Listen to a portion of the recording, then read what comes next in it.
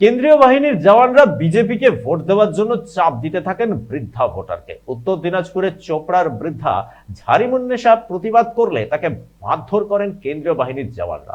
হাসপাতালে ভর্তি রয়েছেন বৃদ্ধা।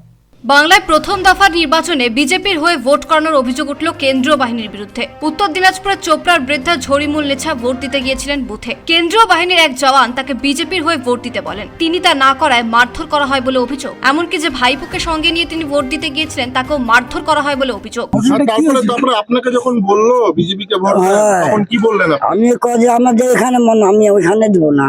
তারপরে ঠুকাঠুকি ধাড়াধাড়ি লাগালে ঠুকে দিলে লাগে মাথায় লাগছে, মাথা লাগছে। লাঠির বাড়ি মারছে? লাঠি বিএসএফ লাঠির বাড়ি লাঠি করছে না। বিএসএফ না মেয়ে বিএসএফ? ছেলে।